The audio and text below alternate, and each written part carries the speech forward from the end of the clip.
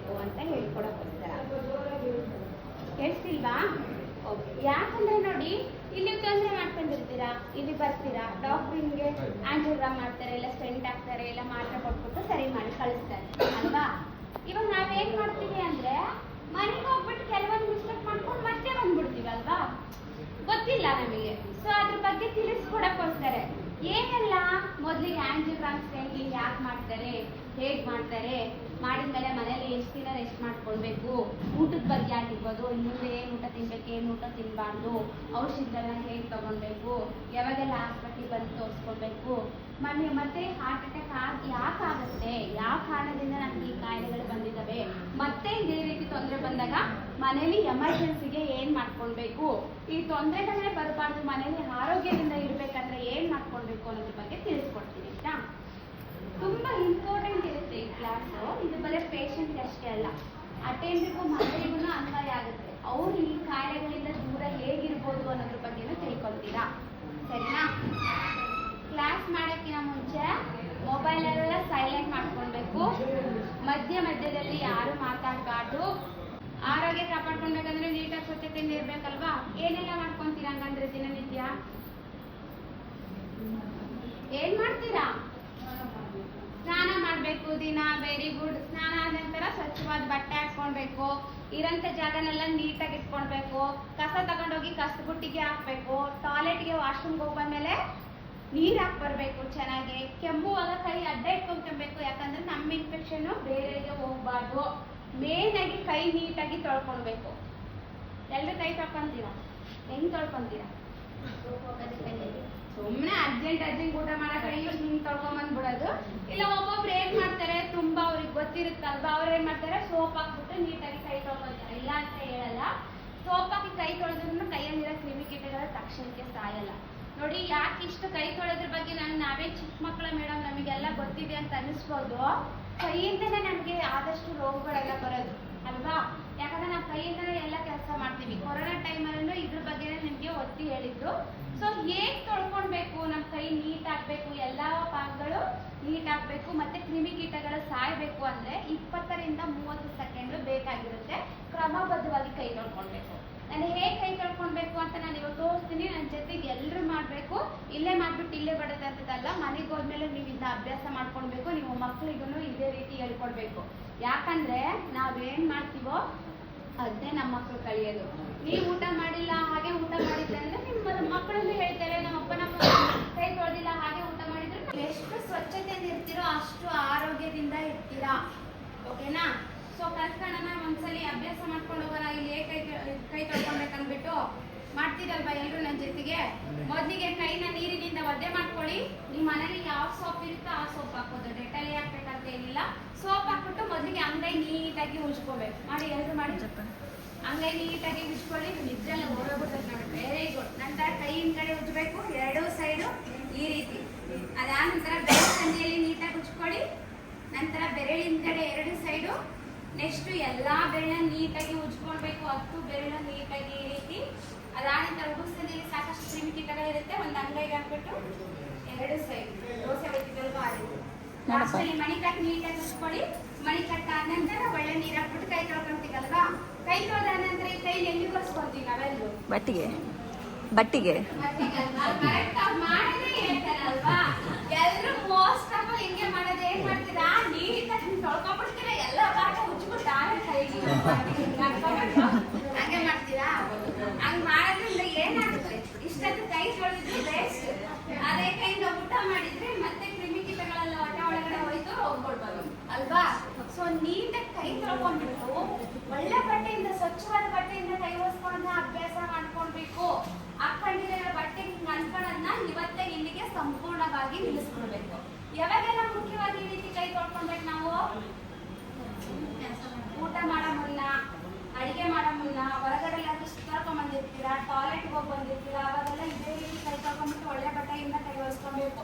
ಯಾಕೆ ಸ್ವಚ್ಛತೆ ಬಗ್ಗೆ ಫಸ್ಟಿಗೆ ನಿಮ್ಗೆ ಇವಾಗ ಒತ್ತಿ ಹೇಳ್ತಿದ್ದೀವಿ ಅಂದ್ರೆ, ಒಂದ್ಸರಿ ನಮ್ಗೆ ಕಾಯಿಲೆ ಬಂದಿರೋದ್ರೆ ಸಂಬಂಧಿಸಿದಂತ ನಮ್ಮ ದೇಹದಲ್ಲಿ ರೋಗ ನಿರೋಧಕ ಶಕ್ತಿ ಅನ್ನೋದು ಕಡಿಮೆ ಆಗಿರುತ್ತೆ. ಇವಾಗ ನಿಮ್ಗೆ ಸ್ವಚ್ಛತೆಗಿಲ್ಲ, ನೀಟಾಗಿಲ್ಲ ಅಂದ್ರೆ ಕ್ರಿಮಿಕೀಟಗಳು ಬೇಗ ಬಂದ್ಬಿಟ್ಟು ನೆಗಡಿ, ಕೆಮ್ಮು, ಜ್ವರ ಈ ರೀತಿ ಬೇರೆ ಕಾಯಿಲೆಗಳು ಬಂದ್ಬಿಡ್ತು ಅಂದ್ರೆ ಇದ್ರ ಜೊತೆಗೆ ನಿಮಗೆ ತಡ್ಕೊಳ್ಳೋ ಶಕ್ತಿ ಇರಲ್ಲ, ಈ ಹೃದಯ ಸಂಬಂಧಿತ ಕಾಯಿಲೆ ಬೇಗ ವಾಸಿ ಆಗಲ್ಲ. ಗೊತ್ತಾಯ್ತಲ್ವಾ? ಅದಕ್ಕೆ ನೋಡಿ, ನೀವು ಇವಾಗ ಎಷ್ಟು ಸ್ವಚ್ಛತೆ ಇರ್ತೀರೋ ಅಷ್ಟು ಆರೋಗ್ಯದಿಂದ ಇರ್ತೀರಾ. ಅರ್ಥ ಆಯ್ತಲ್ವಾ? ಇದು ಪೇಷಂಟ್ ಎಲ್ಲರಿಗೂ ಹೇಳ್ತಾ ಇರೋದು. ನೆಕ್ಸ್ಟ್ ಏನ್ ತಿಳ್ಕೊಳ್ಳೋಣ ಅಂದ್ರೆ ಆಂಜಿಯೋಗ್ರಾಮ್ ಸ್ಟೆಂಟಿಂಗ್ ಹೆಂಗ್ ಮಾಡ್ತಾರೆ. ಮಾಡಿಸ್ಕೊಂಡಿದ್ರೆ ಯಾರಾದ್ರೂ? ಆಲ್ಮೋಸ್ಟ್ ಮಾಡಿಸ್ಕೊಂಡಿದ್ದೀರಾ? ಇನ್ನು ಹಂಗಂದ್ರೆ ಏನು, ಹೇಗ್ ಮಾಡಿದ್ರೆ ಈ ಟೆಸ್ಟ್ಗಳೆಲ್ಲ ಮಾಡಿಸ್ಕೊಂಡ್ಮೇಲೆ ಎಷ್ಟು ದಿನ ರೆಸ್ಟ್ ಮಾಡ್ಕೊಳ್ಬೇಕು? ಎಲ್ರಿಗೂ ಡೌಟ್ ಇರುತ್ತಲ್ವಾ? ಮೊದಲಿಗೆ ಇಲ್ಲಿ ಟೆಸ್ಟ್ ಬಂದಾಗ, ಚೆಕಪ್ ಬಂದಾಗ ನಮ್ಮ ಡಾಕ್ಟರ್ ಚೆಕಪ್ ಮಾಡ್ಬಿಟ್ಟು ಆಂಜಿಯೋಗ್ರಾಮ್ ಟೆಸ್ಟ್ ಮಾಡಿ ಹೇಳ್ತೀವಿ ಅಂತ ಹೇಳ್ತಾರೆ. ಸೊ ಆಂಜಿಯೋಗ್ರಾಮ್ ಅಂದ್ರೆ ನಮ್ಗೆ ಗೊತ್ತಿರಲ್ಲ. ಫಸ್ಟಿಗೆ ಗೊತ್ತಿಲ್ಲ ಅಂದ್ರೆ ಏನಂತ ಅನ್ಕೊಂತೀವಿ, ಏನು ಆಪರೇಷನ್ ಒಯ್ದ್ಬಿಡ್ತಾರೆ, ಮಧ್ಯೆ ಇಂಜೆಕ್ಷನ್ ಕೊಡ್ತಾರೆ, ರಕ್ತ ಬೆಳೆಸ್ತಾರೆ ಅಂತ ಅನ್ಕೊಂತೀವಲ್ವಾ?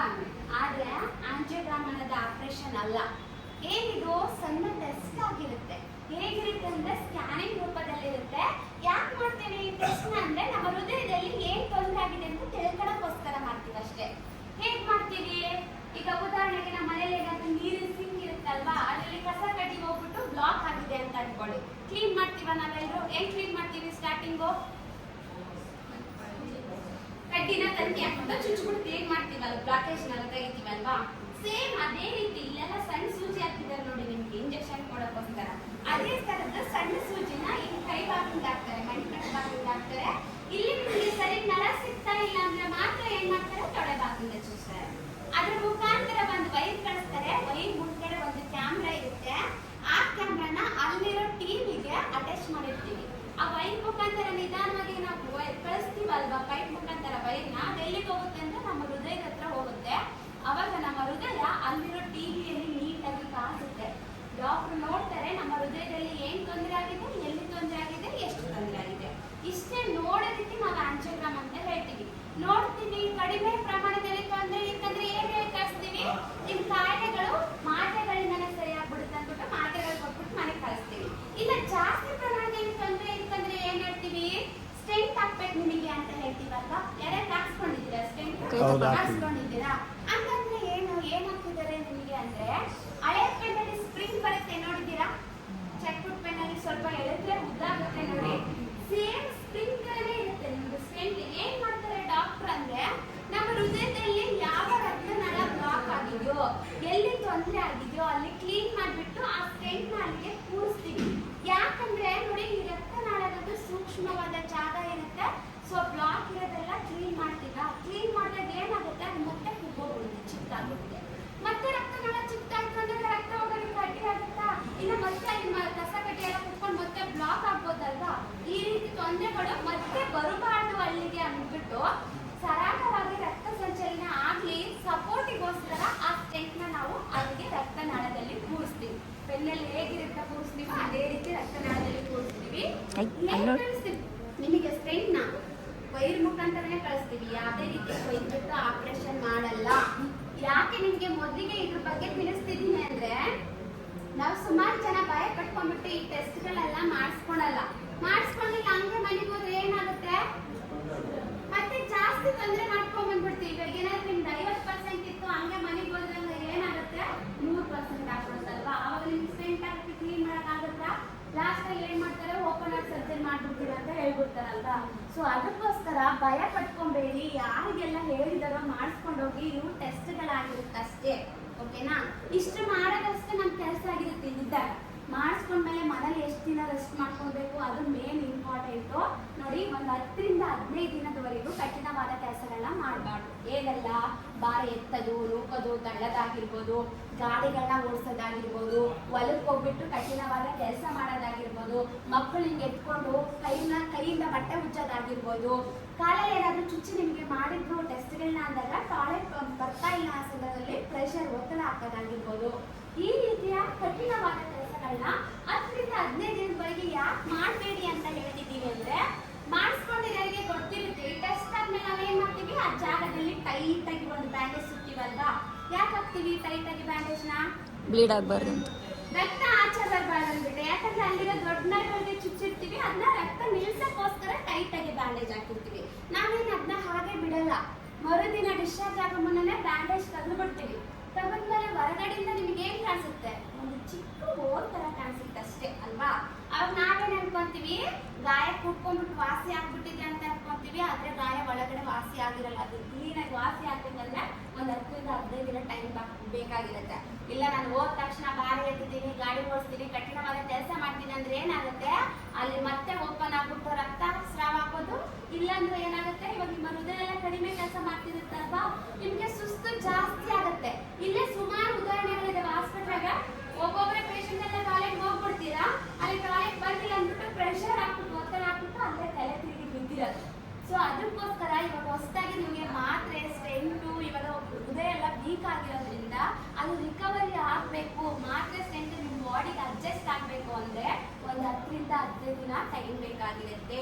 ಮನೇಲಿ ರೆಸ್ಟ್ ಮಾಡ್ಕೊಳ್ಳಿ. ಮನೇಲಿ ರೆಸ್ಟ್ ಮಾಡ್ಕೊಳ್ಳಿ ಅಂತ ಹೇಳ್ಬಿಟ್ಟಿನಿ ಅಂದ್ಬಿಟ್ಟು ಯಾವಾಗ ಮಲ್ಕೊಂಡಿರ್ಬಾರ್ದು. ಮಲ್ಕೊಂಡಿದ್ರೆ ಏನಾಗುತ್ತೆ, ಸುಸ್ತು ಜಾಸ್ತಿ ಆಗುತ್ತೆ ಅಲ್ವಾ. ಇಲ್ಲ ಬೆನ್ನಲ್ಲೆಲ್ಲ ಹುಣ್ಣು ಸ್ಟಾರ್ಟ್ ಆಗ್ಬಿಡುತ್ತೆ ನೀವು ಮಲ್ಕೊಂಡಿದ್ರೆ. ಸಣ್ಣ ಪುಟ್ಟ ಕೆಲಸಗಳನ್ನ ಮಾಡ್ಕೊಳ್ಳಿ, ನಡೆದಾಡಿ. ಓಕೆ, ನಾನು ನಡೆಯಕ್ಕೆ ಹೇಳ್ಬಿಟ್ಟಿದ್ದೀನಿ ಅಂದ್ಬಿಟ್ಟು ಎಲ್ಲರೂ ಪಾರ್ಕಲ್ಲಿ ಹೋಗ್ಬಿಟ್ಟು ವಾಕ್ ಮಾಡಂಗಿಲ್ಲ ಆಯ್ತಾ. 15 ದಿನದವರೆಗೂ ಮನೆಯಲ್ಲೇ ನಡೆದಾಡ್ಕೊಳ್ಬೇಕು. 15 ದಿನ ಆದ ನಂತರ ನಿಧಾನವಾಗಿ ನಿಮ್ಮ ಮನೇಲಿ ಏನೆಲ್ಲ ಕೆಲಸ ಮಾಡಿದ್ರೆ ಎಲ್ಲ ಕೆಲಸನ ಸ್ಟಾರ್ಟ್ ಮಾಡ್ಕೊಬೋದು. ನಿಮ್ಮ ಸ್ಟೆಂಟ್ ಜಾರೆಲ್ಲ ಹಾಕಕ್ಕೆ ಹೋಗಲ್ಲ, ನಾವೇನು ಕೂಸಿರ್ತೀವೋ ಅಲ್ಲೇ ಇರುತ್ತೆ.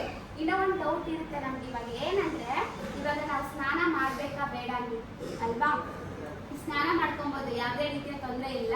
ಆದ್ರೆ ಆಗಿರುವ ಜಾಗದಲ್ಲಿ ಉಜ್ಜೋದು, ಕೆರೆಯೋದು, ಬೂಜು ತಗೊಂಡು ಉಜ್ಜೋದೆಲ್ಲ 15 ದಿನದವರೆಗೂ ಮಾಡ್ಬೋದು.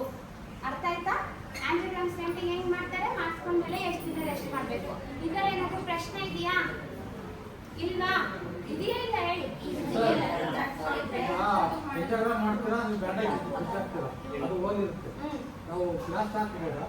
ಹಾಕ್ಬೋದು, ಇಲ್ಲೇ ಹಾಕಿ ಕಳಿಸ್ತಾರೆ.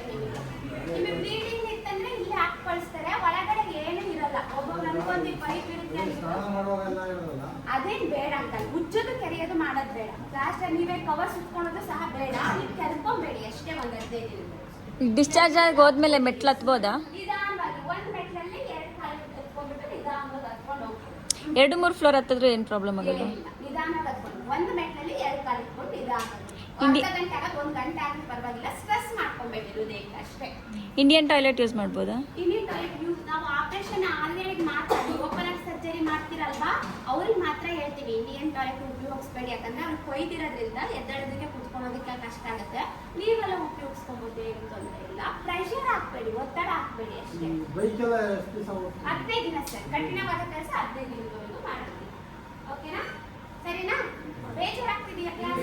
ಅರ್ಥ ಆಗ್ತಿದೆಯಾ? ಜೋಕ್ ಮಾಡಿ ಮೇಡಮ್. ಮಾತ್ರೆಗಳ ಬಗ್ಗೆ ತಿಳ್ಕೊಳ್ಳೋಣ.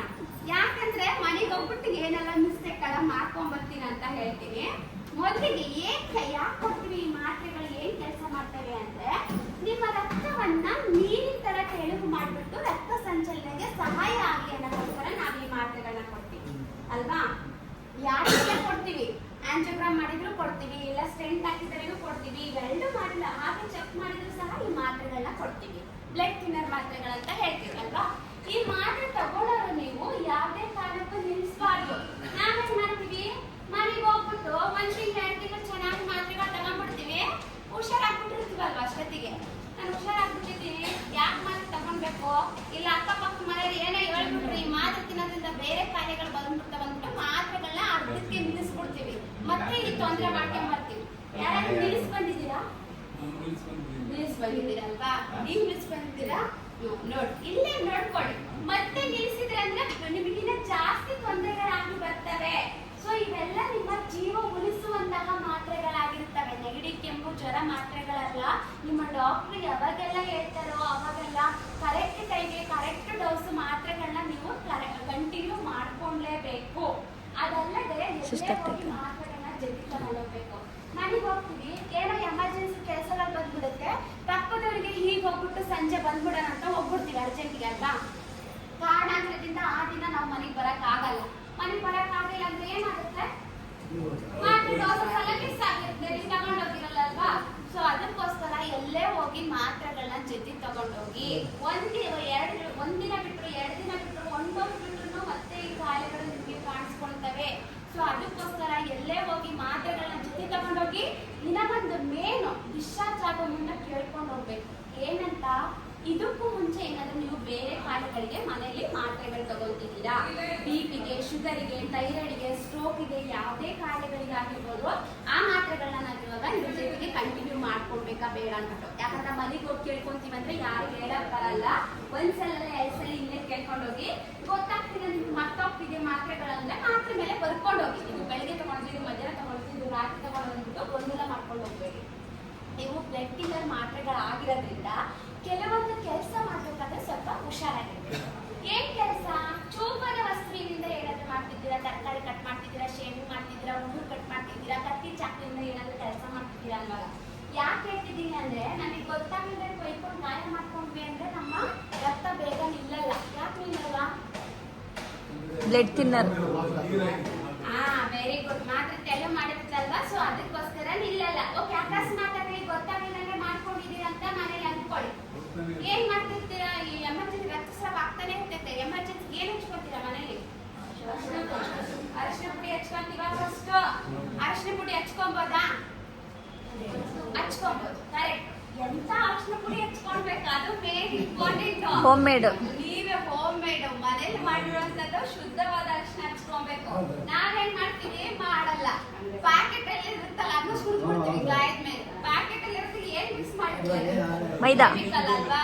ಕೆಮಿಕಲ್ ಗಾಯದ ಮೇಲೆ ಇರುತ್ತಂದ್ರೆ ಏನಾಗುತ್ತೆ? ದೊಡ್ಡದಾಗಿ ಸೆಪ್ಟಿಕ್ ಆಗಿ ರಕ್ತದ ಒಳಗೆ ಸೇರ್ಕೊಂಡ್ಬಿಟ್ಟು ಬ್ಲಡ್ ಇನ್ಫೆಕ್ಷನ್ ಆಗ್ಬಿಟ್ಟು ಅಲ್ವಾ ಎಷ್ಟು ತೊಂದರೆಗಳು ಆಗುತ್ತೆ.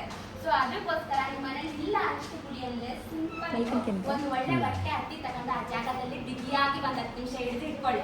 10 ನಿಮಿಷ ಹಿಡಿದು ಇಟ್ಕೊಂಡಿದ್ದೀರಾ, ರಕ್ತ ನಿಂತೋಗಿದೆ, ಸ್ಟಾಪ್ ಆಗಿದೆ ಅಂದ್ರೆ ನೀವೇನು ಮಾಡೋ ಅವಶ್ಯಕತೆ ಇಲ್ಲ. ಇಲ್ಲ ರಕ್ತ ನಿಲ್ತಾ ಇಲ್ಲ, ರಕ್ತಸ್ರಾವ ಆಗ್ತಾನೆ ಇದೆ ಅಂದ್ರೆ 10 ನಿಮಿಷ ಆದ್ರೂ ಸಹ ಹತ್ರದಲ್ಲಿ ಯಾವ ಹಾಸ್ಪಿಟಲ್ ಇರುತ್ತೆ ಹಾಸ್ಪಿಟಲ್ಗೆ ಹೋಗಿ ಡ್ರೆಸ್ಸಿಂಗ್ ಮಾಡಿಸ್ಕೊಳ್ಳಿ. ಅದೆಲ್ಲದೆ ನಿಮಗೆ ಸಣ್ಣ ಪುಟ್ಟ ತೊಂದರೆಗಳು ಬರಬಹುದು. ಇದು ಎಲ್ರಿಗೂ ಬರಲ್ಲ ಸರ್. ಯಾಕಿಂತ ಮುಂಚೆ ನಿಮ್ಗೆ ಹೇಳ್ತಿದ್ದೀನಿ ಅಂದ್ರೆ ಮನೆಗೆ ಬಂದಾಗ ಗಾಬರಿ ಆಗಬಾರ್ದು ಅನ್ನೋಕ್ಕೋಸ್ಕರ ಇದನ್ನ ಹೇಳ್ತಿರೋದು. ಏನೆಲ್ಲ ತೊಂದರೆಗಳು ಕಾಣಿಸ್ಕೋಬಹುದು ಅಂದ್ರೆ ನನಗೆ ಮೂಗಿನಿಂದ ಹೊಸಡಿನಿಂದ ರಕ್ತಸ್ರಾವ ಆಗಬಹುದು, ಹೊಟ್ಟೆಯಲ್ಲಿ ರಕ್ತಸ್ರಾವ ಆಗ್ಬಿಟ್ಟು ಟಾಯ್ಲೆಟ್ ಮುಖಾಂತರ ಕೆಂಪು ಅಥವಾ ಕಪ್ಪು ಬಣ್ಣದ ಮಲ ಬರಬಹುದು, ಮೈಯೆಲ್ಲ ಗದೆ ಗದೆ ತರ ಆಗ್ಬಿಟ್ಟು ತಲೆ ಸುತ್ತು, ತಲೆನೋವು, ವಾಂತಿ, ಈ ರೀತಿ ಸಣ್ಣ ಪುಟ್ಟ ತೊಂದರೆಗಳು ನನಗೆ ಈ ಮಾತ್ರೆಗಳಿಂದನೇ ಬಂದ್ಬಿಟ್ಟಿದೆ ಅನ್ಕೋಬಿಟ್ಟು ಮಾತ್ರೆಗಳು ನಿಲ್ಲಿಸಿ ಮನೆಗಿರಬೇಡಿ. ತಕ್ಷಣಕ್ಕೆ ಹಾಸ್ಪಿಟಲ್ ಬಂದು ತೋರಿಸ್ಕೊಳ್ಳಿ. ಇಲ್ಲ ದೂರ ಇದೆ ನಿಮ್ಮೂರು, ಇಲ್ಲಿಗೆ ಬರಕ್ ಆಗ್ತಾ ಇಲ್ಲ, ಅಥವಾ ನೆಗಡಿ ಕೆಮ್ಮು ಜ್ವರ ಬಂದಿದೆ ಅದಕ್ಕೋಸ್ಕರ ಇಲ್ಲಿಗೆ ಜೈದಕ್ಕೆ ಬರಕ್ ಆಗ್ತಾ ಇಲ್ಲ ಅಂದ್ರೆ ಪರವಾಗಿಲ್ಲ. ಹತ್ರದಲ್ಲಿ ಯಾವ ಹಾಸ್ಪಿಟಲ್ ಇರುತ್ತೆ ಹಾಸ್ಪಿಟಲ್ ಹೋಗಿ ತೋರಿಸ್ಕೊಳ್ಳಿ. ಆದ್ರೆ ಎಲ್ಲೇ ಹೋಗಿ ಡಿಸ್ಚಾರ್ಜ್ ಆಗೋ ಮುನ್ನ ಒಂದು ಫೈಲ್ ಕೊಡ್ತೀವಲ್ವಾ ನಾವು, ಅದನ್ನ ತಗೊಂಡೋಗಿ ಆ ಡಾಕ್ಟರ್ ತೋರಿಸ್ಬೇಕು. ಏನ್ ನೀವು ಮಾತ್ರೆಗಳು ಕಂಟಿನ್ಯೂ ಮಾಡ್ಕೊಳ್ಳಿ ಅಂತ ನಾವು ಕೊಟ್ಟಿರ್ತೀವಲ್ವಾ ಅದನ್ನ ಅವ್ರಿಗೆ ಹೇಳಲೇಬೇಕು. ಯಾಕಂದ್ರೆ ನಾವಿನ್ನೊಂಥರ ಮಾತ್ರೆಗಳು ಕೊಟ್ಟಿರ್ತೀವಿ, ಅವ್ರು ಚೆಕ್ ಮಾಡಿ ಬೇರೆ ತರ ಮಾತ್ರೆಗಳು ಕೊಡ್ತಾರೆ. ಒಂದೊಂದು ಮಾತ್ರೆಗಳಿಗೆ ಒಂದೊಂದು ಮಾತ್ರೆಗಳು ಆಗಲ್ಲ. ಆಗಿಲ್ಲ ಅಂದ್ರೆ ಏನಾಗುತ್ತೆ? ರಿಯಾಕ್ಷನ್ ಆಗ್ಬಿಟ್ಟು ನಿಮಗೆ ಬೇರೆ ತೊಂದರೆಗಳು ಕಾಣಿಸ್ಕೊಂಡ್ಬಿಡುತ್ತೆ. ಸರಿನಾ? ಇಷ್ಟು ಮಾತ್ರೆಗಳ ಬಗ್ಗೆ ಪೇಷಂಟ್ ಅಷ್ಟೇ ಅಲ್ಲ, ಮೇನಾಗಿ ಅಟೆಂಡರ್ ಸಹ ತಿಳ್ಕೊಂಡು ಹೋಗ್ಬೇಕು. ಮಾತ್ರೆದ ಔಷಧಿಯಲ್ಲಿ ಏನಾದ್ರು ಡೌಟ್ ಇದೆಯಾ? ಏನಿಲ್ವಾ? ಓಕೆ, ನೆಕ್ಸ್ಟ್ ಏನ್ ತಿಳ್ಕೊಳ್ಳೋಣ ಅಂದ್ರೆ ಮೇನ್ ಊಟದ್ದು. ಎಲ್ಲರಿಗೂ ಡೌಟ್ ಊಟದ್ದು ಇವಾಗ ಹೇಳ್ಕೊಡೋಂಥದ್ದು ಬರೀ ಪೇಷಂಟ್ ಅಷ್ಟೇ ಅಲ್ಲ, ನನ್ನ ಸೇರ್ಕೊಂಡ್ಬಿಟ್ಟು ಮನೆಯವ್ರಿಗೆ ಎಲ್ಲರಿಗೂ ಅನ್ವಯ ಆಗುತ್ತೆ. ಮೊದಲಿಗೆ ಒಂದ್ಸಲಿ ಹುಷಾರ್ ತಪ್ಪಿದಾಗ ನಮ್ಗೆ ಜಾಸ್ತಿ ತಿನ್ನಕ್ಕೆ ಆಗಲ್ಲ ಅಲ್ವಾ ಪೇಷಂಟ್ಗಳಿಗೆ. ಸ್ವಲ್ಪ ಸ್ವಲ್ಪನೇ ಊಟ ಮಾಡ್ಕೊಳ್ಳಿ. ದಿನದಲ್ಲಿ 4 ಸಲ ತಿನ್ಕೊಳ್ಳಿ, ಸ್ವಲ್ಪ ಸ್ವಲ್ಪ. ನೀರು ಯಾರಿಗಾದ್ರೂ ನಿಮ್ ಡಾಕ್ಟರ್ ಹೇಳಿದಾರ ದಿನಕ್ಕೆ 1 ಲೀಟರ್ ಕುಡೀರಿ, 1.5 ಲೀಟರ್ ಕುಡೀರಿ ಹೇಳಿದ್ದಾರೆ ಗೊತ್ತಾ? ಇನ್ನು ಯಾರಿಗೆ ಹೇಳಿದ್ದಾರೆ? ನಿಮಗೂ ಹೇಳಿದಾರ. ಸೊ ಯಾಕೆ ಕೆಲವೊಬ್ರಿಗೆ ಹೇಳ್ತೀವಿ ಅಂದ್ರೆ ಎಲ್ರಿಗೂ ಹೇಳಲ್ಲ, ಕೆಲವೊಬ್ರಿಗೆ. ಯಾರಿಗೆಲ್ಲ ಅಂದ್ರೆ ಯಾರೆಲ್ಲ ಹೃದಯ ಕಡಿಮೆ ಕೆಲಸ ಮಾಡುತ್ತೋ ಅವ್ರಿಗೆ ಮಾತ್ರ ಹೇಳ್ತೀವಿ. ನೀರಂದ್ರೆ ನೀರಷ್ಟೇ ಅಲ್ಲ, ಏನೆಲ್ಲ ದಿನದಲ್ಲಿ ನೀರಿನಂಶ ಪದಾರ್ಥ ಏನೆಲ್ಲ ತಗೊಂತೀವಿ ನಾವು? ಕಾಫಿ, ಟೀ, ಜ್ಯೂಸು, ಎಳ್ನೀರು, ಮಜ್ಜಿಗೆ, ಗಂಜಿ, ಸಾಂಬಾರು ಎಲ್ಲ ಸೇರಿಸ್ಬಿಟ್ಟು ನಿಮಗೆ ಹೇಳಿರ್ತೀವಿ. ಹೇಳಿದರು ಮೆಷರ್ ಮಾಡ್ಕೊಂಡು ಕುಡಿಬೇಕು. ಇಲ್ಲ ನಾನು ಫಾಲೋ ಮಾಡಲ್ಲ, ಮನೆಗೆ ಹೋಗಿ ಜಾಸ್ತಿ ತಿಂತೀನಿ, ಜಾಸ್ತಿ ಕುಡಿತೀನಿ ಅಂದ್ರೆ ಏನಾಗುತ್ತೆ? ನಿಮ್ಮ ಹೃದಯ ಎಲ್ಲ ಕಡಿಮೆ ಕೆಲಸ ಮಾಡ್ತಿರುತ್ತಲ್ವಾ, ಹೆಚ್ಚಾಗಿರೋ ನೀರಿನ ಅಂಶ ಎಲ್ಲ ಶ್ವಾಸಕೋಶಕ್ಕೆ ಹೋಗ್ಬಿಟ್ಟು ಉಸಿರಾಡೋದಕ್ಕೆ ತೊಂದರೆ ಆಗುತ್ತೆ. ಕೈ ಕಾಲೆಲ್ಲ ಊತ ಮಾಡ್ಕೊಂಡು ಲಂಗ್ಸಲ್ಲಿ ನೀರು ಬಿಟ್ಬಿಟ್ಟು ಕಾಯಿಲೆ ಮಾಡ್ಕೊಂಡು ಬರ್ತೀರಾ. ಇದು ನಿಮಗೆ ಲೈಫ್ ಲಾಂಗ್ ಅಲ್ಲ, ಪರ್ಮನೆಂಟ್ ಅಲ್ಲ. ಮತ್ತೆ ಚೆಕಪ್ಗೆ ಬಂದಾಗ ಮತ್ತೆ ಇಕೋ ಟೆಸ್ಟ್ ಎಲ್ಲ ಮಾಡ್ತೀವಿ. ಅದ್ರಲ್ಲಿ ಏನಾದರೂ ನಿಮ್ಮ ಹೃದಯ ಇಂಪ್ರೂವ್ ಆಗಿದೆ, ಚೆನ್ನಾಗಿ ಕೆಲಸ ಮಾಡ್ತಿದ್ವಿ ಅಂದಾಗ ನಿಧಾನವಾಗಿ ನೀರಿನ ಅಂಶನೂ ಜಾಸ್ತಿ ಮಾಡ್ತೀವಿ. ಆದರೆ ಹೇಳೋವರೆಗೂ ನೀವು ಇದನ್ನ ಫಾಲೋ ಮಾಡಲೇಬೇಕು. ಹೇಳಿಲ್ಲ ಅನ್ನೋರು ಚೆನ್ನಾಗಿ ನೀರು ಕುಡಿಬೋದು, ಅವರಿಗೆ ಯಾವುದೇ ರೀತಿಯ ತೊಂದರೆ ಇಲ್ಲ. ಓಕೆನಾ? ಇನ್ನು ನಾವು ಊಟ ಏನ್ ತಿನ್ಬೇಕು ಜಾಸ್ತಿ ಮುಂದೆ ಅಂದ್ರೆ ಪೌಷ್ಟಿಕಾಂಶ ಮತ್ತೆ ನಾರಿನಾಂಶ ಇರುವ ಪದಾರ್ಥಗಳನ್ನ ಜಾಸ್ತಿ ತಿನ್ಬೇಕು. ಯಾವ್ದ್ರಲ್ಲಿರುತ್ತೆ ಪೌಷ್ಟಿಕಾಂಶ ನಾರಿನಾಂಶ?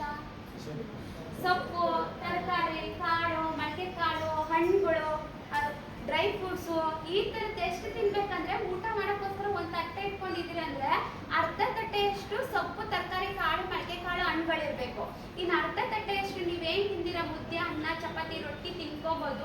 ಅದು ಚೆನ್ನಾಗಿ ಬೆಂದಿರ್ಬೇಕು, ಮೃದುವಾಗಿರ್ಬೇಕು.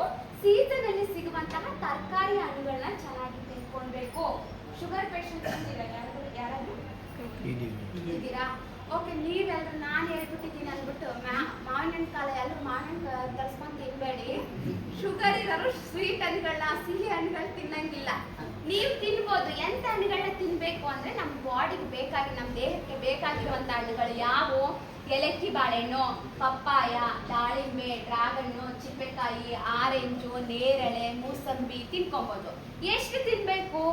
ಒಂದು ದಿನದಲ್ಲಿ ಒಂದ್ ಹಣ್ಣಲ್ಲಿ 2 ಪೀಸು. ಇವತ್ತು ಪಪ್ಪಾಯ 2 ಹಣ್ಣು ತಿಂದಿದ್ದೀರಾ ಅಂದ್ರೆ ಹೊಟ್ಟೆ ತುಂಬ ತಿನ್ನಂಗಿಲ್ಲ. ಶುಗರ್ ಜಾಸ್ತಿ ಆಗ್ಬಿಡ್ತಂದ್ರೆ ಈ ಕಾಯಿಲೆ ವಾಸಿ ಆಗಲ್ಲ, ಆಯ್ತಾ? ದಿನದಲ್ಲಿ ಒಂದ್ ಹಣ್ಣಲ್ಲಿ 2 ಪೀಸ್. ಇವತ್ತು ಪಪ್ಪಾಯ 2 ಹಣ್ಣು ತಿನ್ಕೊಂಡಿದ್ದೀರಾ, ನಾಳೆ ಸೇಬು 2 ಹಣ್ಣು. ಆಲ್ಟರ್ನೇಟ್ ಮಾಡ್ಕೊಂಡು ತಿನ್ಬೇಕು. ಶುಗರ್ ಹೌದಾ? ಇವಾಗ ಹೇಳಿದ್ದೀನಲ್ವಾ, ಎಲ್ರು ಫಾಲೋ ಮಾಡ್ಕೊಳ್ಬೇಕು. ಶುಗರ್ ಇರೋದು, ಶುಗರ್ ಇಲ್ಲ ಅಂದ್ರೆ ಚೆನ್ನಾಗಿ ತಿನ್ಕೊಳ್ಳಿ. ಸೀಸನ್ ಅಲ್ಲಿ ಸಿಗುವಂತ ಹಣ್ಣುಗಳೆಲ್ಲ ಅವ್ರಿಗೆ ಯಾವುದೇ ರೀತಿಯ ತೊಂದರೆಗಳಿಲ್ಲ. ಓಕೆ, ಇಷ್ಟಕ್ಕೆ ಏನ್ ತಿನ್ಬೋದು ಅಂತ ತಿಳ್ಕೊಂಡ್ವಿ. ಇನ್ ಮುಂದೆ ಏನ್ ಕಡಿಮೆ ಮಾಡ್ಬೇಕು ಇದು ಮೇನ್ ಕೇಳಿಸ್ಕೊಳ್ಳಿ. ಇಲ್ಲಿ ಕೇಳಿಸ್ಕೊಳ್ಳಿ. ಇನ್ ಮುಂದೆ ಏನ್ ಕಡಿಮೆ ಮಾಡ್ಕೊಳ್ಬೇಕು ಗೊತ್ತಿದೆಯಾ ಯಾರಿಗಾದ್ರೂ ನಿಮ್ಮ ಊಟದಲ್ಲಿ? ಕೊಲೆಸ್ಟ್ರಾಲ್ ಅಲ್ವಾ? ಚಿಕನ್ನು, ಮಟನ್ನು, ಬೆಣ್ಣೆ, ತುಪ್ಪ, ಉಪ್ಪು, ಉಪ್ಪಿನಕಾಯಿ, ಸಿಹಿ ತಿಂಡಿಗಳು, ಮಸಾಲ ಐಟಮ್ಮು, ಕರ್ದಿದ್ದ ಐಟಮ್ಮು, ಬಜ್ಜಿ ಬೋಂಡಗಳೆಲ್ಲ ನಾವು ಕಡಿಮೆ ತಿನ್ಕೊಳ್ಬೇಕು. ತಿನ್ಬೇಡಿ ಅಂತ ಹೇಳ್ತಾರಲ್ಲ, ಕಡಿಮೆ ತಿನ್ನಿ ಅಂತ ಹೇಳ್ತಿದೀವಿ. ಎಷ್ಟು ತಿನ್ಬೇಕು? ಒಂದು ಮನುಷ್ಯನಿಗೆ ಒಂದು ದಿನಕ್ಕೆ ಉಪ್ಪು 1/4 ಸ್ಪೂನಿಗಿನ ಕಡಿಮೆ ಸಾಕು. ಒಂದೊತ್ತಿಗೆಲ್ಲ 3 ಹೊತ್ತಿಂದು ಸೇರಿಬಿಟ್ಟು. ಇನ್ನು ಅಡಿಗೆ ಮಾಡೋ ಎಣ್ಣೆ ಒಂದು ಮನುಷ್ಯನಿಗೆ ಒಂದು ತಿಂಗಳಿಗೆ 450 ml ಅಷ್ಟೇ ಸಾಕು. ನಮ್ಮ ಮನೇಲಿ ಎಷ್ಟು ಕೆಜಿ ಬಳಸ್ತೀವಿ ಹೇಳಿ? 5 ಕೆಜಿನ ಹಬ್ಬ ಬಂದಾಗ 10 ಕೆಜಿ ಅಲ್ವಾ? 10 ಕೆಜಿ. ಯಾಕೆ ನಾನು ಇಷ್ಟೇ ನಿಮಗೆ ಮೆಷರ್ ಮಾಡ್ಬಿಟ್ಟು ನಿಮ್ಗೆ ಇಷ್ಟೇ ತಿನ್ನಿ ಅಂತ ಹೇಳ್ತಿದ್ದೀನಿ ಅಂದ್ರೆ ಕೇಳಿಸ್ಕೊಳ್ಳಿ. ಇದು ಬರೀ ಪೇಷಂಟ್ ಅಷ್ಟೇ ಅಲ್ಲ, ನನ್ನ ಸೇರ್ಕೊಂಡ್ಬಿಟ್ಟು ನಮ್ಮೆಲ್ಲರಿಗೂ ದೇವ್ರ ಶಕ್ತಿ ಎಷ್ಟು ಕೊಟ್ಟಿರ್ತಾರೆ ಅಂದ್ರೆ ಒಂದು ತಿಂಗಳಲ್ಲಿ ಅರ್ಧ ಕೆಜಿಗಿನ ಕಡಿಮೆ ಕೊಬ್ಬಿನಾಂಶ ಅಷ್ಟೇ ಜೀರ್ಣ ಮಾಡ್ಕೊಳ್ಳೋ ಶಕ್ತಿ ಕೊಟ್ಟಿರೋದು. ಇಲ್ಲ ನಾನು ದಿನ ಚಿಕನ್, ಮಟನ್, ಎಣ್ಣೆ ಪದಾರ್ಥ, ಕೊಬ್ಬಿನ ಅಂಶ ಪದಾರ್ಥ ಜಾಸ್ತಿ ತಿಂತೀನಿ ಅಂದ್ರೆ ಹೆಚ್ಚಾಗಿರೋ ಕೊಬ್ಬೆಲ್ಲ ಎಲ್ಲಿಗೆ ಹೋಗುತ್ತೆ? ರಕ್ತನಾಳಗಳಲ್ಲಿ ಶೇಖರಣೆ ಆಗುತ್ತೆ. ರಕ್ತನಾಳಗಳು ಹೆಂಗಿರುತ್ತೆ? ನಮ್ದು ಕೊಳವೆ ನೀರಿನ ಪೈಪ್ ತರ ಇರುತ್ತೆ. ಇವಾಗ ನೀರಿನ ಪೈಪಲ್ಲಿ ಕಸ ಕಡ್ಡಿ ಕಟ್ಕೊಂಡಿದೆ ಅಂದ್ರೆ ನೀರು ಹೋಗುತ್ತಾ? ಬ್ಲಾಕ್ ಆಗುತ್ತಲ್ವಾ? ಸೇಮ್ ಅದೇ ರೀತಿ ಇದು ನಮ್ಮ ರಕ್ತನಾಳ ಅಂದ್ರೆ ಹೆಚ್ಚಾಗಿರೋ ಕೊಬ್ಬೆಲ್ಲ ಬ್ಯಾಡ್ ಕೊಲೆಸ್ಟ್ರಾಲ್ ಆಗ್ಬಿಟ್ಟು ಇವತ್ತು ಸ್ವಲ್ಪ ಕಟ್ಕೊಳುತ್ತೆ, ನಾಳೆ ಸ್ವಲ್ಪ ಕಟ್ಕೊಳುತ್ತೆ, ನಾಳೆ ಸ್ವಲ್ಪ ಕಟ್ಕೊಳುತ್ತೆ. ಒಂದಿನ ರಕ್ತನಾಳ ಸಂಪೂರ್ಣವಾಗಿ ಮುಚ್ಚೋಗ್ಬಿಡುತ್ತೆ. ಮುಚ್ಚೋದಕ್ಕೆ ರಕ್ತ ಹೋಗೋದಕ್ಕೆ ದಾರಿ ಇದೆಯಾ? ಇಲ್ಲ ಅಲ್ವಾ? ಅವಾಗನೇ ನಮ್ಗೆ ಹಾರ್ಟ್ ಅಟ್ಯಾಕ್, ಹೃದಯ ಸಂಬಂಧಿತ ಕಾಯಿಲೆ, ಸ್ಟ್ರೋಕ್ ಸಹ ಇದೇ ರೀತಿ ಬರುತ್ತೆ. ಸೊ ಅದಕ್ಕೋಸ್ಕರ ಮುಂದೆ ಎಲ್ಲರೂ ಒಬ್ಬ ಮನುಷ್ಯನಿಗೆ ಒಂದು ತಿಂಗಳಿಗೆ ಅಡಿಗೆ ಮಾಡೋ ಎಣ್ಣೆ 450 ml ಗಿನ ಕಡಿಮೆ ಸಾಕು. ಮಟನ್ ತಿನ್ನೋರೆಲ್ಲ ತಿಂಗಳಿಗೆ ಒಂದ್ಸಲಿ ತಿನ್ಬೇಕು 2 ಪೀಸು. ಚಿಕನ್ ತಿನ್ನೋರು 15 ದಿನಕ್ಕೆ ಒಂದ್ಸಲಿ ತಿನ್ಬೋದು. ಸ್ಕಿನ್ ಔಟ್ ಚರ್ಮ ತೆಗೆದಿರೋ ಚಿಕನ್ ತಿನ್ಬೇಕು, ಅದು 2 ಪೀಸು. ಮೀನು ತಿನ್ನೋರು ನಾಟಿದಾಗಿರ್ಬೋದು, ಫಾರಮ್ಸ್ ಆಗಿರ್ಬೋದು, ಮೀನು ವಾರಕ್ಕೊಮ್ಮೆ ತಿನ್ಬೋದು. ಫ್ರೈ ಮಾಡ್ಕೊಂಡಲ್ಲ, ಸಾಂಬಾರ್ ಮಾಡ್ಕೊಂಡು ತಿನ್ಬೇಕು ಅಲ್ವಾ? ಮೊಟ್ಟೆ ಬಿಳಿ ಭಾಗ ತಿನ್ಬೇಕು, ಹಳದಿ ಭಾಗ ತಿನ್ಬಾರ್ದು. ಅದರಲ್ಲಿ ಜಾಸ್ತಿ ಕೊಲೆಸ್ಟ್ರಾಲ್ ಇರುತ್ತೆ. ಮಜ್ಜಿಗೆ, ಹಾಲು ಮತ್ತೆ ಮೊಸರಲ್ಲಿರುವ ಬೆಣ್ಣೆ ಮತ್ತೆ ಕೆನೆ ಅಂಶನ ತೆಗೆದ್ಬಿಟ್ಟು ಉಪಯೋಗಿಸ್ಕೊಳ್ಬೇಕು. ಇದು ಕಾಫಿ ಟೀ ಎಷ್ಟು ಕುಡಿತೀರಾ?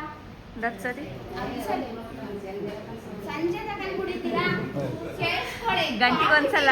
ಜಾಸ್ತಿ ಕುಡಿಬಾರ್ದು. ಗಂಟೆಗೊಂದ್ಸಲ ಮೇಡಮ್. ಹೌದಾ? ಯಾಕಂದ್ರೆ ಕೇಳಿಸ್ಕೊಳ್ಳಿ, ಕಾಫಿ ಟೀಯಲ್ಲಿ ಕೆಫೆನ್ ಅಂತ ಕೆಮಿಕಲ್ ಇರುತ್ತೆ. ಅದನ್ನ ನಾವು ಜಾಸ್ತಿ ಸೇವನೆ ಮಾಡೋದ್ರಿಂದ ಏನಾಗುತ್ತೆ? ಗ್ಯಾಸ್ಟ್ರಿಕ್ ಆಗುತ್ತೆ. ಒಂದ್ಸಲಿ ಗ್ಯಾಸ್ಟ್ರಿಕ್ ಪ್ರಾಬ್ಲಮ್ ಅಂತಂದ್ರೆ ವಾಸಿ ಆಗಲ್ಲ. ನನಗೆ ಮೊನ್ನೆ ಗ್ಯಾಸ್ಟ್ರಿಕ್ ಆಗಿತ್ತು, ಇವತ್ತು ಹಾರ್ಟ್ ಅಟ್ಯಾಕ್ ಆಗಿದೆ ಅಂತ ಅನ್ಕೊಳ್ಳಿ. 2 ಸೇಮ್ ಲಕ್ಷಣಗಳಿರುತ್ತೆ. ನಾವು ಈ ನೋವನ್ನ, ಎದೆ ನೋವನ್ನ ಯಾವ ನೋವು ಅಂತ ಅನ್ಕೊಂತೀವಿ?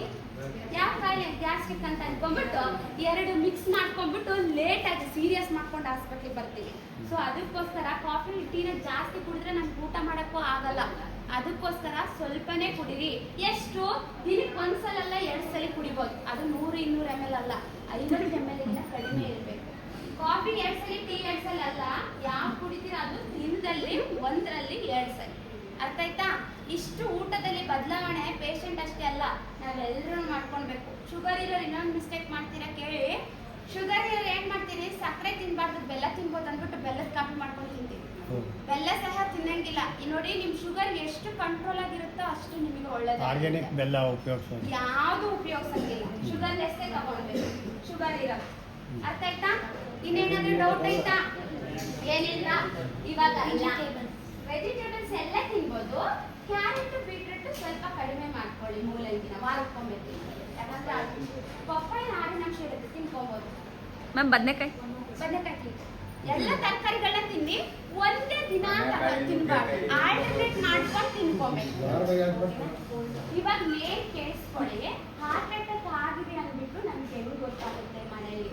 ಅಟೆಂಡರ್ ಮೇನ್ ಆಗಿ ಕೇಳಿಸ್ಕೊಳ್ಳಿ. ಯಾಕಂದ್ರೆ ಈ ರೀತಿ ಪೇಷಂಟ್ ಆಗಿದೆ, ಪೇಷಂಟ್ ಅಂತ ಕರಿತೀವಿ. ಇನ್ ಮುಂದೆ ಯಾರಿಗೆ ಬೇಕಾದ್ರೂ ಈ ಕಾಯಿಲೆ ಬರ್ಬೋದು, ಗೊತ್ತಿಲ್ಲ. ನಮ್ಮ ಮನೆಯಲ್ಲಿರೋ ಬೇರೆಯವರಿಗೂ ಬರ್ಬೋದು, ಅಕ್ಕಪಕ್ಕ ಮನೆಯವರಿಗೂ ಬರ್ಬೋದಲ್ವಾ? ಏನ್ ಗೊತ್ತಾಗುತ್ತೆ, ಏನೆಲ್ಲ ಲಕ್ಷಣಗಳು ನಮ್ಗೆ ಕಾಣಿಸ್ಕೊಳ್ತವೆ ಅಂದ್ರೆ, ಮೊದಲಿಗೆ ಎದೆಯ ಮಧ್ಯಭಾಗದಿಂದ ನೋವು ಸ್ಟಾರ್ಟ್ ಆಗುತ್ತೆ. ಆ ನೋವು ಕತ್ತಿಗೆ ಹೋಗುತ್ತೆ, ಕತ್ತಿನಿಂದ ಭುಜಕ್ಕೆ ಬರುತ್ತೆ, ಭುಜದಿಂದ ಬೆನ್ನಿಗೆ ಹೋಗುತ್ತೆ. ಮತ್ತೆ ನಮ್ಮ ಎದೆಯಲ್ಲಿ ಏನೋ ಭಾರ ಹೊತ್ಕೊಂಡ್ಬಿಟ್ಟಿದೀನಿ ನಾನು, ಯಾರೋ ಹಿಂಡ್ತಾ ಇದ್ದಾರೆ, ಚುಚ್ತಾ ಇದೆ ಅನ್ನುವಷ್ಟು ನೋವು ಕಾಣಿಸ್ಕೊಳ್ಳುತ್ತೆ. ಹೊಟ್ಟೆ ತೊಳಸ್ದಂಗೆ ಆಗ್ಬಿಟ್ಟು ಉಳಿತೇಕ್ ಬರುತ್ತೆ, ಏನ್ ಉಸಿರು ಬರುತ್ತೆ, ಉಸಿರಾಡೋದಕ್ಕೆ ತೊಂದರೆ ಆಗುತ್ತೆ. ಇದ್ದಕ್ಕಿದ್ದಂಗೆ ತುಂಬಾನೇ ಬೆವತು ಬಿಡ್ತೀವಿ.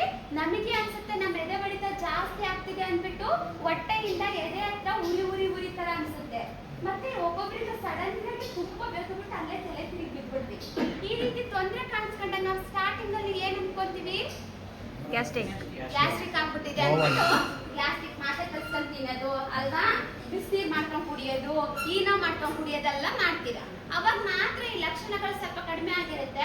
ಮತ್ತೆ ಇದೇ ರೀತಿ ತೊಂದರೆಗಳು ಕಾಣಿಸ್ಕೊಂಡು ಅವಾಗ ನಮಗೆ ಅನ್ಸುತ್ತೆ ಇದು ಗ್ಯಾಸ್ಟ್ರಿಕ್ ಅಲ್ಲ ಅಂದ್ಬಿಟ್ಟು ಅವಾಗ ಹಾಸ್ಪಿಟಲ್ ಬರ್ತೀವಿ. ಆದ್ರೆ ದಯವಿಟ್ಟು ಕೇಳಿಸ್ಕೊಳ್ಳಿ, ಈ ಮಿಸ್ಟೇಕ್ನ ಇನ್ನೊಂದು ಯಾರಿಗೂ ಮಾಡಬೇಡಿ. ಯಾಕೆ ಹೇಳ್ತಿದ್ದೀನಿ ಅಂದ್ರೆ, ಯಾವಾಗ ನಮ್ಗೆ ಹಾರ್ಟ್ ಅಟ್ಯಾಕ್ ಆಗತ್ತಲ್ವಾ, ಅವಾಗೆ ತಕ್ಷಣಕ್ಕೆ ಎಮರ್ಜೆನ್ಸಿ ಟ್ರೀಟ್ಮೆಂಟ್ ನಮಗೆ ಬೇಕಾಗಿರುತ್ತೆ.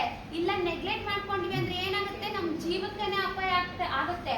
ನಾವಿನ್ ಪೇಷಂಟ್ ಏನ್ ಮಾಡ್ತೀವಿ, ಮಕ್ಕಳಿಗೆ ಅಟೆಂಡರ್ಗೆ ಹೇಳಲ್ಲ, ಒಂದ್ಸಲಿ ಬಂದ್ರೆ ಹೇಳಲ್ಲ, 2 ಸಲ ಬಂದ್ರೆ ಹೇಳಲ್ಲ, 3 ಸಲ ಬಂದ್ರೂ ನಮಗೆ ಈ ಸ್ವಲ್ಪ ಕಾಣಿಸ್ಕೊಂಡ್ರೆ ಹೇಳಲ್ಲ. ಯಾವಾಗ ಜಾಸ್ತಿ ಆಗುತ್ತೋ, ತಡ್ಕೊಳಕ್ ಆಗಲ್ಲ ನಮಗೆ, ಅವಾಗ ಮಾತ್ರ ಹೇಳ್ತೀವಿ ಮನೆಯವರಿಗೆ. ಈ ರೀತಿ ಮಿಸ್ಟೇಕ್ ನ ಮಾಡ್ಕೊಬೇಡಿ. ಯಾಕೆ ಹೇಳ್ತಿದ್ದೀನಿ ಅಂದ್ರೆ, ಇಲ್ಲಿ ಒಂದು 20 ಪೇಷಂಟ್ ಇದ್ದೀರಾ ಅಂತ ಅನ್ಕೊಳ್ಳಿ. 20 ಪೇಷಂಟ್ ಒಂದೇ ಸಲ ಎಮರ್ಜೆನ್ಸಿ ಡಿಪಾರ್ಟ್ಮೆಂಟ್ ಬಂದ್ಬಿಟ್ಟಿದ್ದೀರಾ, ಸೀರಿಯಸ್ ಮಾಡ್ಕೊಂಡ್ಬಿಟ್ಟು, ನಿಮ್ಮೆಲ್ಲರಿಗೂ ತಕ್ಷಣಕ್ಕೆ ಎಮರ್ಜೆನ್ಸಿ ಟ್ರೀಟ್ಮೆಂಟ್ ನಮಗೆ ಕೊಡಕ್ಕಾಗುತ್ತಾ? ಸಿಗ್ತಾ? ಯಾರಿಗಾದ್ರೂ ಇಲ್ಲಿ ಬಂದ ತಕ್ಷಣ ಟ್ರೀಟ್ಮೆಂಟ್? ಅಟೆಂಡರ್ಗಳಿಗೆಲ್ಲ ಗೊತ್ತಿರುತ್ತೆ ICU ಪೆಟ್ಟಿಗೋಸ್ಕರ ಎಷ್ಟು ಅಲ್ದಾಡ್ಬೇಕು ಅಂದ್ಬಿಟ್ಟು. ಸೀರಿಯಸ್ ಮಾಡ್ಕೊಂಡ್ ಬಂದಾಗ ನಿಮ್ಗೆ ಎಮರ್ಜೆನ್ಸಿ ಟ್ರೀಟ್ಮೆಂಟ್ ಸಿಕ್ಕಿಲ್ಲ, ಬೆಡ್ ಸಿಕ್ಕಿಲ್ಲ ಅಂದ್ರೆ ಏನಾಗುತ್ತೆ? ಜೀವಕ್ಕನೇ ಅಪಾಯ ಆಗುತ್ತಲ್ವಾ? ಇಲ್ಲ ನಾನು ಬೇಗ ಬರ್ತೀನಿ ಮೇಡಮ್ ಹಾಸ್ಪಿಟ್ಲಿಗೆ, ಸ್ವಲ್ಪ ತೊಂದರೆ ಆದಾಗ ಬಂದ್ಬಿಡ್ತೀನಿ ಅಂದ್ರೆ ಏನು ಉಪಯೋಗ? ಬಂದ ತಕ್ಷಣ ಡಾಕ್ಟರ್ ಚೆಕಪ್ ಮಾಡ್ತಾರೆ, ಬರೀ ಗ್ಯಾಸ್ಟ್ರಿಕ್ ಆಗಿದೆ ಅಂದ್ರೆ ಗ್ಯಾಸ್ಟ್ರಿಕ್ ಮಾತ್ರೆ ಕೊಟ್ಬಿಟ್ಟು ಮನೆಗೆ ಕಳಿಸ್ತಾರೆ. ಇಲ್ಲ ಹಾರ್ಟ್ ಅಟ್ಯಾಕ್ ಆಗಿದೆ ಅಂದ್ರೆ ಈ ರೀತಿ ನಾರ್ಮಲ್ ವಾರ್ಡ್ಗಳಿಗೆ ಇಟ್ಬಿಟ್ಟು ಸುದ್ದಿನೇ ಹೇಳಲ್ಲ. ಅಲ್ಲ, ಒಬ್ಬೊಬ್ರು ಹೇಳಲ್ಲ, ಯಾಕಂದ್ರೆ ಹೌದಾ? ಸರಿ, ಇದನ್ನ ಹೇಳ್ಬಿಡ್ತೀನಿ. ಸರಿ, ನಿಮ್ದು ಹೇಳಿ ಅಂತ ಫಸ್ಟ್ ನಾನು ನಿಲ್ಲಿಸ್ಕೊಳ್ತೀನಿ ಆಯ್ತಾ? ಬೇಗ ಬಂದ್ರೆ ಏನ್ ಮಾಡ್ತಾರೆ, ಈ ರೀತಿ ನಾರ್ಮಲ್ ವಾರ್ಡ್ಗಳಿಗೆ ಇಟ್ಬಿಟ್ಟು ಆಂಜಿಯೋಗ್ರಾಮ್ ಮಾಡ್ತಾರೆ. ಫಸ್ಟ್ ಆಂಜಿಯೋಗ್ರಾಮ್ದಲ್ಲಿ 50% ಕಡಿಮೆ ಬ್ಲಾಕೇಜ್ ಇತ್ತಂದ್ರೆ ನಿಮ್ಗೆ ಸ್ಟೆಂಟ್ ಸಹ ಹಾಕಲ್ಲ, ಮಾತ್ರೆಗಳೆಲ್ಲ ನಿಮ್ ಕಾಯಿಲೆನ ವಾಸಿ ಮಾಡಿ ಕಳಿಸ್ತಾರೆ. ಎರಡನೇದು ಬ್ಲಾಕೇಜ್ ಇತ್ತು, 60, 70, 80% ಇತ್ತು, 1 ಅಥವಾ 2 ರಕ್ತನಾಳ ಬ್ಲಾಕೇಜ್ ಇದೆ ಅಂದ್ರೆ ಏನ್ ಮಾಡ್ತಾರೆ, ಅಲ್ಲಿ ಕ್ಲೀನ್ ಮಾಡ್ಬಿಟ್ಟು ಸ್ಟೆಂಟ್ ಹಾಕಿ ಕಳಿಸ್ತಾರೆ. ಇನ್ನು ನಿಮ್ಗೆ ಮಾತ್ರೆನೂ ಆಗ್ತಾ ಇಲ್ಲ, ಅದೇ ಹೇಳ್ತೀನಿ, ಜಾಸ್ತಿ ಆಗ್ಬಿಟ್ಟು ಬ್ಲಾಕೇಜು 3ಕ್ಕಿಂತ ಹೆಚ್ಚು ರಕ್ತನಾಳ ಬ್ಲಾಕೇಜ್ ಇತ್ತು, ನಿಮ್ಗೆ ಸ್ಟೆಂಟ್ ಹಾಕಕ್ ಆಗಲ್ಲ ಅಂದ್ರೆ ಲಾಸ್ಟಿಗೆ ಏನ್ ಹೇಳ್ತಾರೆ ಡಾಕ್ಟ್ರು, ಓಪನ್ ಸರ್ಜರಿ ಮಾಡ್ಬೇಕಂತ ಹೇಳ್ತಾರೆ. ಸೊ ಅದಕ್ಕೋಸ್ಕರ ಇನ್ನು ಮುಂದೆ ಆದ್ರೂ ಜೀವಕ್ಕೆ ನೀವೇ ಅಪಾಯ ಮಾಡ್ಕೊಬೇಡಿ. ಇದರಲ್ಲಿ ಒಂದು ಲಕ್ಷಣ ಬಂದ್ರೂ ಪರವಾಗಿಲ್ಲ, ಬೇಗ ಹಾಸ್ಪಿಟಲ್ ಬಂದು ಹೋಗಿ. ಇಲ್ಲಿ ಬಂದು ಹೋಗಿದ್ದೀರಾ, ಮತ್ತೆ ತೊಂದರೆ ನಿಮಗೆ ಕಾಣಿಸ್ಕೊಳುತ್ತೆ ಅನ್ನೋರಿಗೆ ಮಾತ್ರ ಡಿಸ್ಚಾರ್ಜ್ ಆಗೋ ಮುನ್ನ ಒಂದು ಮಾತ್ರೆ ಕೊಟ್ಬಿಟ್ಟು ನಾಲಿಗೆ ಕೆಳಗೆ ಇಟ್ಕೊಂಬನ್ನಿ ಅಂತ ಕಳಿಸ್ತೀವಿ. ಕೊಟ್ಟಿದ್ದೀವಿ ಮಾತ್ರೆ, ಹೇಳಿದೀವಿ ಮಾತ್ರೆ ತಗೊಳೋದಕ್ಕೆ, ನೋವು ಬಂದ್ರೆ ಮಾತ್ರೆ ತಗೊಂಡ್ ಬನ್ನಿ ಅಂತ ಹೇಳಿದರೆ ಮಾತ್ರ ಮಾತ್ರೆ ತಗೊಂಡ್ ಬನ್ನಿ. ಮಾತ್ರೆ ಕೊಟ್ಟಿಲ್ಲ, ಏನು ಕೊಟ್ಟಿಲ್ಲ ಅಂದ್ರೂ ಕೂಡ ಚಿಂತೆ ಮಾಡ್ಕೊಳೋ ಅವಶ್ಯಕತೆ ಇಲ್ಲ. ಬೇಗ ಹಾಸ್ಪಿಟ್ಲಿಗೆ ಬಂದು ತೋರಿಸ್ಕೊಳ್ಳಿ, ನೆಗ್ಲೆಕ್ಟ್ ಮಾಡ್ಕೊಬೇಡಿ, ಸೀರಿಯಸ್ ಮಾಡ್ಕೊಬೇಡಿ. ಅರ್ಥ ಆಯ್ತಾ? ಓಕೆ, ಅರ್ಥ ಆಯ್ತಲ್ಲ? ಹೃದಯಘಾತ ಬಂದಾಗ ಏನಾದ್ರು ಲಕ್ಷಣಗಳು ಕಾಣಿಸ್ಕೊಳ್ಳುತ್ತೆ, ತಕ್ಷಣಕ್ಕೆ ಏನ್ ಮಾಡ್ಬೇಕಂದ್ಬಿಟ್ಟು. ಓಕೆ, ಇಷ್ಟೆಲ್ಲ ತಿಳ್ಕೊಂಡಿದೀವಲ್ವಾ? ಮೇನ್ ಆಗಿ ಕಾರಣ ನಮ್ಗೆ ಏನಕ್ಕೆ ಬಂತು, ಕಾರಣಗಳು ತಿಳ್ಕೊಳ್ಳೋದು ಮೇನ್ ಇಂಪಾರ್ಟೆಂಟ್ ಅಲ್ವಾ? ಇವಾಗ ಯಾಕೆ ಕಾರಣ ತಿಳ್ಕೊಬೇಕು? ಮತ್ತೆ ಈ ತೊಂದರೆ ನಮಗೆ ಬರಬಾರ್ದು ಅಂದ್ರೆ ಅಲ್ವಾ? ಯಾಕೆ ಬಂದಿರ್ಬೋದು? ಯಾರಿಗಾದ್ರೂ ಗೊತ್ತಿದೆಯಾ ಕಾರಣ? ಯಾರಿಗೂ ಗೊತ್ತಿಲ್ವಾ? ಕೇಳಿಸ್ಕೊಳ್ಳಿ. ಮೊದಲನೇ ಕಾರಣ ಏನು ಅಂದ್ರೆ ಬೀಡಿ, ಸಿಗರೇಟು, ತಂಬಾಕು, ಮದ್ಯಪಾನ ಮಾಡೋದು, ಡೈಲಿ ಎಲೆಡಿಕೆ, ಸೂಪರು, ವಿಮೋಲು, ಕಡ್ಡಿ ಪುಡಿ ಎಲ್ಲ ಹಾಕೊಳ್ಳೋದ್ರಿಂದ ಬರುತ್ತೆ. ಈ ಕೆಟ್ಟ ಅಭ್ಯಾಸಗಳಿಂದ ನಿಮಗಷ್ಟೇ ಅಲ್ಲ ನೋಡಿ ಬರೋದು, ನಿಮ್ಮ ಮಕ್ಕಳಿಗೂ ಮೊಮ್ಮಕ್ಕಳಿಗೂ ತೊಂದರೆ ಕಾಣಿಸ್ಕೊಡುತ್ತೆ. ಇದನ್ನ ಮಾಡೋರಿಗೆ ಅಷ್ಟೇ ಬರಲ್ಲ. ಇವಾಗ ನಾನು ಏನ್ ಮಾಡ್ತೀನಿ, ಬೀಡಿ ಸಿಗರೇಟ್ ನಾನು ಸೇರ್ತಿದ್ದೀನಿ ಅಂತ ಅನ್ಕೊಳ್ಳಿ, ಅರ್ಧವಾಗಿ ನನ್ನಡ ತಗೋತೀನಿ, ಅರ್ಧವಾಗೆಲ್ಲ ಗಾಳಿ ಒಳಗೆ ಬಿಡ್ತೀನಿ, ಅದೆಲ್ಲ ನೀವು ಕುಡಿತೀರಾ, ಅದು ನಿಮ್ಮ ಶ್ವಾಸಕೋಶಕ್ಕೆ ಬರುತ್ತೆ, ಶ್ವಾಸಕೋಶದಿಂದ ಹೃದಯಕ್ಕೆ ಬರುತ್ತೆ. ಎಲ್ಲದಕ್ಕೂ ಒಂದು ಕನೆಕ್ಷನ್ ಇರುತ್ತೆ. ನೀವು ಮಾಡ್ತಾ ಇಲ್ಲ, ಅಕ್ಕಪಕ್ಕ ಮನೇಲಿ ಯಾರಾದ್ರೂ ಮಾಡ್ತಾ ಇದ್ದಾರೆ, ನಿಮ್ಮ ಮನೇಲಿ ಬೇರೆ ಮಾಡ್ತಿದ್ದಾರೆ ಅಂದ್ರೆ ಮೊದಲಿಗೆ ಹೇಳಿ, ಅವ್ರು ನಿಮ್ಮ ಮಾತು ಕೇಳ್ತಾ ಇಲ್ಲ ಅಂದ್ರೆ ಅವರಿಂದ ನೀವು ದೂರ ಇರಿ. ಈ ಕೆಟ್ಟ ಅಭ್ಯಾಸಗಳಿಂದ ಬರೀ ಹಾರ್ಟ್ ಅಟ್ಯಾಕ್ ಅಷ್ಟೇ ಅಲ್ಲ, ಸ್ಟ್ರೋಕ್ನು ಆಗುತ್ತೆ, ಕ್ಯಾನ್ಸರ್ ಅಂತಹ ಮಾರಕ ರೋಗಗಳು ಬರ್ತಾರೆ. ಇದು ಮೊದಲನೇ ಕಾರಣ. ಎರಡನೇ ಕಾರಣ ಏನು ಅಂದ್ರೆ ನಮಗೆ ಬಿ ಶುಗರ್ ಇದೆ, ಅದು ಕಂಟ್ರೋಲ್ ಇಲ್ಲ ಅಂದ್ರೂ ನಮಗೆ ಈ ಕಾಯಿಲೆಗಳು ಬರುತ್ತೆ. ಮೂರನೇದು, ನಮ್ಮ ವಂಶದಲ್ಲಿ ಯಾರಿಗೋ ಇತ್ತು ಅಂದ್ರೂ ನಮಗೆ ಈ ಕಾಯಿಲೆಗಳು ಬರುತ್ತೆ. ನಾಲ್ಕನೇದು, ನಾವು ತುಂಬಾ ಸ್ಟ್ರೆಸ್ ಮಾಡ್ಕೊಂತಿದೀವಿ, ಚಿಂತೆಗಳು ಜಾಸ್ತಿ ಮಾಡ್ತಿದೀವಿ, ಸಣ್ಣ ಪುಟ್ಟ ವಿಷಯಗಳಿಗೆ ಟೆನ್ಷನ್ ಮಾಡ್ಕೊಂತೀವಿ ಅಂದ್ರೂ ನಮಗೆ ಈ ಕಾಯಿಲೆಗಳು ಬರುತ್ತೆ. ಐದನೇದು, ನಮಗೆ ಏಜ್ ಆಗ್ಬಿಟ್ಟಿದೆ, ನಮ್ಮ ರಕ್ತನಾಳದಲ್ಲಿ ಶಕ್ತಿ ಇಲ್ಲ, ವೀಕ್ ಆಗ್ಬಿಟ್ಟಿದೆ ನಮ್ಮ ರಕ್ತನಾಳಗಳಂದ್ರೂ ನಮಗೆ ಈ ಕಾಯಿಲೆಗಳು ಬರುತ್ತೆ. ಇನ್ನು ಆರನೇದು, ನಾನು ಅವಾಗಲೇ ಹೇಳಿದೆ, ಗೊತ್ತಾಯ್ತಾ ಊಟದ ಬಗ್ಗೆ ಹೇಳ್ಬೇಕಾದ್ರೆ ಏನು, ಕೊಲೆಸ್ಟ್ರಾಲ್, ಕೊಬ್ಬಿನಾಂಶ ಪದಾರ್ಥ ತಿಂಗಳಿಗೆ 500 ಗ್ರಾಮ್ಗಿಂತ ಜಾಸ್ತಿ ತಿಂದ್ವಿ ಅಂದ್ರೂ ನಮಗೆ ಈ ಕಾಯಿಲೆಗಳು ಬರುತ್ತೆ. ಇಷ್ಟು 6 ಕಾರಣಗಳಿದಾವೆ ನೋಡಿ ನಮಗೆ ಈ ಕಾಯಿಲೆಗಳು ಬರ್ಬೇಕಂತ. ಇದರಿಂದ ದೂರ ಇರ್ಬೇಕಂದ್ರೆ ಏನು, ಸಿಂಪಲ್, ಈ ಕಾರಣಗಳಿಂದೆಲ್ಲ ನಾವು ದೂರ ಇರಬೇಕು. ಮೊದಲಿಗೆ ಬೀಡಿ, ಸಿಗರೇಟು, ತಂಬಾಕು, ಮದ್ಯಪಾನ ಯಾರಾದ್ರೂ ಮಾಡ್ತಾ ಇದ್ರೆ ಇಲ್ಲಿಗೆ ಸಂಪೂರ್ಣವಾಗಿ ನಿಲ್ಲಿಸ್ಬಿಡ್ಬೇಕು. ಇಲ್ಲ ಇವಾಗ ನಿಲ್ಲಿಸ್ಬಿಟ್ಟು 1 ವರ್ಷ ಆದ್ಮೇಲೆ ಒಂದ್ಸಲಿ ಮಾಡ್ತೀವಿ, ಅರ್ಧ ಸಲಿ ಮಾಡ್ತೀವಿ ಅಂದ್ರೆ ಇದಕ್ಕಿಂತ ಜಾಸ್ತಿ ತೊಂದರೆಗಳು ಮಾಡ್ಕೊಂಡ್ಬರ್ತೀರ. ಓಕೆನಾ? ಎರಡನೇದು, ಬಿ ಶುಗರ್ ಇರೋದಲ್ಲ, ಬಿ ಶುಗರ್ನ ಕಂಟ್ರೋಲ್ ಆಗಿ ಇಟ್ಕೊಳ್ಬೇಕು. ಆದಷ್ಟು ಊಟದಲ್ಲಿ ಬದಲಾವಣೆಗಳನ್ನ ಮಾಡ್ಕೊಳ್ಬೇಕು. ಊಟದಲ್ಲಿ ಮೂರನೇದು ನೋಡಿ, ಊಟದಲ್ಲಿ ಸೊಪ್ಪು, ತರಕಾರಿ, ಕಾಳು, ಮೊಳಕೆಗಳನ್ನ ಚೆನ್ನಾಗಿ ತಿಳ್ಕೊಳ್ಳಿ. ಶುಗರ್ ಇರೋರು ನಾನು ಹೇಳಿದ ಹಣ್ಣುಗಳು ಮಾತ್ರ ತಿನ್ಕೋಬೇಕು. ಅದು ದಿನಕ್ಕೆ 1 ಹಣ್ಣಲ್ಲಿ 2 ಪೀಸು. ಬಜ್ಜಿ, ಬೋಂಡ ಎಲ್ಲ, ಚಿಕನ್, ಮಟನ್ ಎಲ್ಲ 15 ದಿನದವರೆಗೂ ತಿನ್ಬೇಡಿ. ಯಾಕೆ ಹೇಳ್ತಿದ್ದೀನಿ ಅಂದ್ರೆ, ನಾವು ಹೋದ ತಕ್ಷಣ ಏನ್ ಮಾಡ್ತೀವಿ, ಇದೇ ಮೇನ್ ಮಿಸ್ಟೇಕ್ ಮಾಡ್ಕೊಳ್ಳೋದು. ಇಲ್ಲಿದು ಊಟ ಮಾಡ್ತೀನಿ ಮ್ಯಾಲಿಗೆ ಎಲ್ಲ ಕೆಟ್ಟೋಗ್ಬಿಟ್ಟಿರುತ್ತೆ ಅಲ್ವಾ, ಹೋದ ತಕ್ಷಣ ಏನ್ ಮಾಡ್ಸ್ಕೊಂಡು ತಿಂತೀವಿ ಅಲ್ವಾ, ಬಜ್ಜಿ, ಬೋಂಡ, ಮಸಾಲೆ ಐಟಮ್ ಎಲ್ಲ ತಿಂತೀವಿ. ತಿನ್ಬಾರ್ದು. ಯಾಕೆ ಹೇಳ್ತೀನಿ ಅಂದ್ರೆ, ಇವಾಗ ನಿಮ್ದು ಜೀರ್ಣಕ್ರಿಯೆ ಶಕ್ತಿ ಎಲ್ಲ ಕಡಿಮೆ ಇರುತ್ತೆ. ಕೊಬ್ಬಿನಾಂಶ ತಿಂದಿದ್ದು ಜೀರ್ಣ ಆಗಲ್ಲ, ಅದೆಲ್ಲ ಮತ್ತೆ ರಕ್ತದೊಳಗಡೆ ಸೇರ್ಕೊಂಡ್ಬಿಟ್ಟು ಮತ್ತೆ ತೊಂದರೆ ಮಾಡ್ಕೊಂಡ್ ಬರ್ತೀರಾ. 15 ದಿನ ತಿಂಗಳಾದ ನಂತರ ತಿನ್ಕೊಳ್ಳಿ, ಬೇಡ ಅಂತ ಹೇಳ್ತಿಲ್ಲ. 1 ಅಥವಾ 2 ಪೀಸು. ನೀವೆಷ್ಟು ಕೊಬ್ಬಿನಾಂಶ ಪದಾರ್ಥದಿಂದ ದೂರ ಇರೋರೋ ಅಷ್ಟು ಆರೋಗ್ಯದಿಂದ ಇರ್ತೀರಾ. ಇನ್ನು ಕಷ್ಟ ಇಲ್ಲದ ಮನುಷ್ಯ ಯಾರು ಇಲ್ಲ ಅನ್ನೋರು ಇದ್ದೀರಾ, ನನ್ ಕಷ್ಟದಿಲ್ಲ ಮೇಡಮ್, ಚೆನ್ನಾಗಿದ್ದೀನಿ ಅಂತ ಎಲ್ರಿಗಿದ್ದೀವಲ್ಲ. ನಾನು ಇಷ್ಟು ಹೇಳ್ತಿದ್ದೀನಿ ಅಂದ್ರೆ ನನಗೂ ಇದೆ. ಈ ಕಷ್ಟ ಬಂದಿದೆ ಅಂದ್ಬಿಟ್ಟು ಚಿಂತೆ ಮಾಡೋದ್ರಿಂದ ಏನ್ ಬರುತ್ತೆ, ಇನ್ನು ಜಾಸ್ತಿ ತೊಂದರೆಗಳಾಗುತ್ತೆ. ಎಲ್ಲಾ ರೋಗಗಳ ಮೂಲ ರೋಗ ಯಾವುದು? ಮನೋರೋಗ, ಚಿಂತೆ. ಆದಷ್ಟು ಸ್ಟ್ರೆಸ್, ಒತ್ತಡ, ಚಿಂತೆಗಳಿಂದ ದೂರ ಇರಿ. ನಿಮ್ಮ ಮೈಂಡ್ ನ ಡೈವರ್ಷನ್ ಮಾಡ್ಕೊಳ್ಳಿ. ಯೋಗ, ಧ್ಯಾನ ಮಾಡೋದನ್ನ ಅಭ್ಯಾಸ ಮಾಡ್ಕೊಳ್ಳಿ. ಉಸಿರಾಟದ ವ್ಯಾಯಾಮಗಳನ್ನ ಮಾಡ್ಕೊಳ್ಳಿ. ಮೇನ್ ಆಗಿ ಯಾರೆಲ್ಲ ಹೃದಯ ಕಡಿಮೆ ಕೆಲಸ ಮಾಡ್ತಿದೆಯಲ್ವಾ, ನಾನು ಪರ್ಸನಲ್ ಇಂದ ಹೇಳ್ತಾ ಇರೋದು, ನೀವು ಈ ಉಸಿರಾಟದ ವ್ಯಾಯಾಮ ಮಾಡೋದ್ರಿಂದ ನಿಮ್ಗೆ ಏನು ಉಪಯೋಗ ಅಂದ್ರೆ, ನಿಮ್ಮ ಹೃದಯ ಚೆನ್ನಾಗಿ ಕೆಲಸ ಮಾಡೋದಕ್ಕೆ ಇದು ಸಹಾಯ ಮಾಡುತ್ತೆ. ಇನ್ನು ಊಟ ಮಾಡಿದ ತಕ್ಷಣ ಯಾರು ಮಲ್ಕೊಬಾರ್ದು. ಯಾಕಂದ್ರೆ ನಾವು ತಿನ್ನದ್ದು ಜೀರ್ಣ ಆಗ್ಬೇಕಂದ್ರೆ 2 ತಾಸು ಬೇಕು. ಇಲ್ಲ ನಾನು ಹಿಂಗೆ ತಿನ್ಬಿಟ್ಟು ಹಿಂಗೆ ಮಲ್ಕೊಂತೀನಿ ಅಂದ್ರೆ ಏನಾಗುತ್ತೆ, ತಿನ್ನದೆಲ್ಲ ಹೃದಯಕ್ಕೆ ಬಂದ್ಬಿಟ್ಟು ಒತ್ತಡ ಹಾಕ್ಬಿಟ್ಟು ರಾತ್ರಿ ಹೊತ್ತು ಉಸಿರಾಡೋದು ತೊಂದರೆಗಳು ಕಾಣಿಸ್ಕೊಳುತ್ತೆ. ಸೊ ಅದಕ್ಕೋಸ್ಕರ ರಾತ್ರಿ 10 ಗಂಟೆಗೆ ಮಲ್ಕೊಂತೀರಾ, 8 ಗಂಟೆಗೆ ಊಟ ಮಾಡ್ಕೊಳ್ಳಿ. 9 ಗಂಟೆಗೆ ಮಲ್ಕೊಂತೀರಾ ಅಂದ್ರೆ 7 ಗಂಟೆಗೆ ಊಟ ಮಾಡ್ಕೊಳ್ಳಿ. ಕನಿಷ್ಠ 2 ತಾಸು ಆದ್ಮೇಲೆ ಮಲಗಬೇಕು.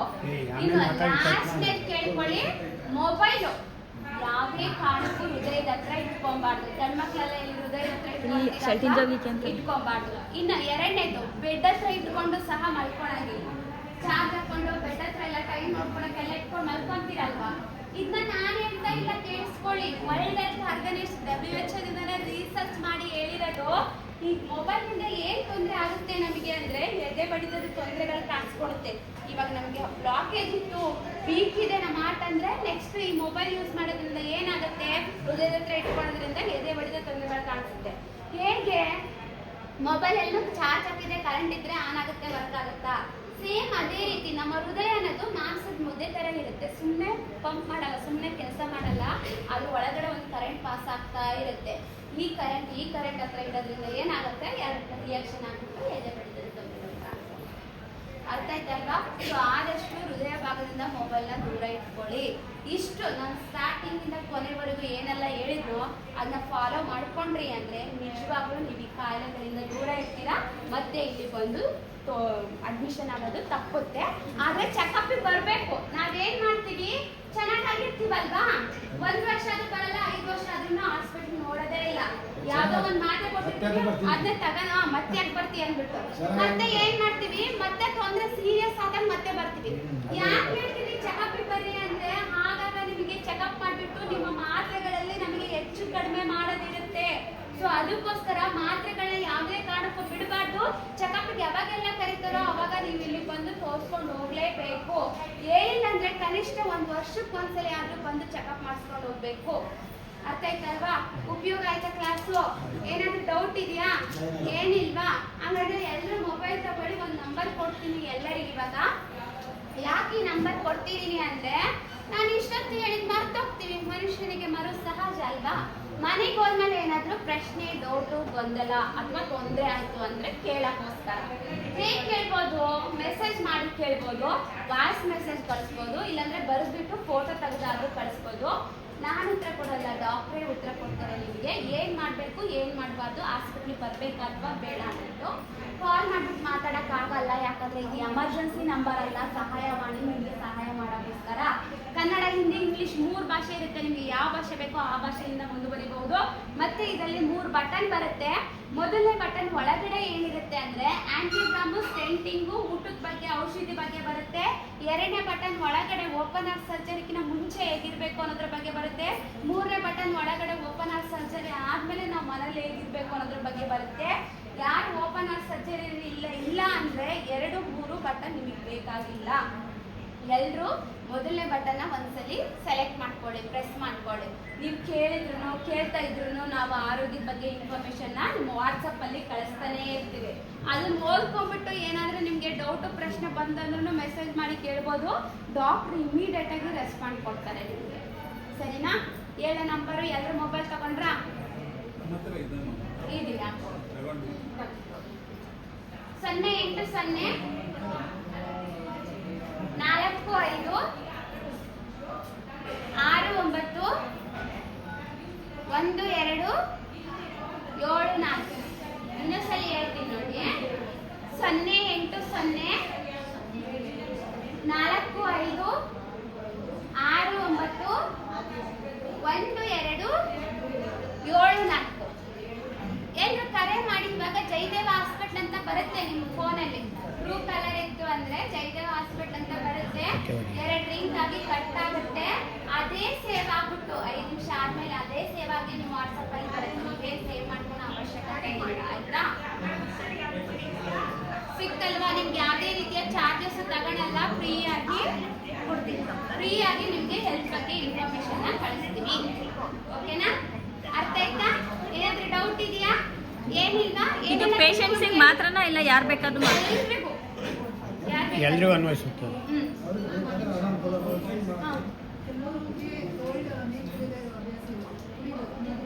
ಕೋಲ್ಡ್ ನೀರಾ? ಫಿಲ್ಟರ್ ನೀರಾದ್ರೂ ಕುಡಿಬೋದು. ಕೋಲ್ಡ್ ಫ್ರಿಜ್ ಅಲ್ಲ, ಫ್ರಿಜ್ಜಲ್ಲಿ ಇಟ್ಟು ಕುಡಿಬಾರ್ದು. ಏನು ಸಹ ಫ್ರಿಜ್ ತಿನ್ಬಾರ್ದು. ಎಲ್ರಿಗೂ ಇದು ಒಳ್ಳೇದು. ವೆಜಿಟೇಬಲ್ಸ್ ಎಲ್ಲ ಅದಕ್ಕೆ ಇರ್ತೀವಲ್ಲ, ವೆಜಿಟೇಬಲ್ಸ್ ಎಲ್ಲ ಈಗ ಫ್ರಿಡ್ಜಲ್ಲೇ ಸ್ಟೋರ್ ಮಾಡಿ ತಿನ್ನೋದು. ಅದು ಎಷ್ಟು ದಿನ ಹೊರಗಡೆ ಇಟ್ಬಿಟ್ಟು ಒಂದು ಸ್ವಲ್ಪ ಹೊತ್ತು ಆಮೇಲೆ ತಿನ್ಕೊಳ್ಳಿ. ತಣ್ಣಗಿರೋದು ತಿನ್ಬಾರ್ದು. ನಮ್ದು ರಕ್ತನಾಳನೆಲ್ಲ ಶಿಂಕ್ ಮಾಡ್ಬಿಡುತ್ತೆ. ಇವಾಗ ಚಳಿಗಾದ್ರೆ ಹೆಂಗ್ ನಮ್ದು ರಕ್ತನಾಳೆಲ್ಲ ಚಿಕ್ಕದಾಗಲ್ವಾ, ಅದೇ ರೀತಿ.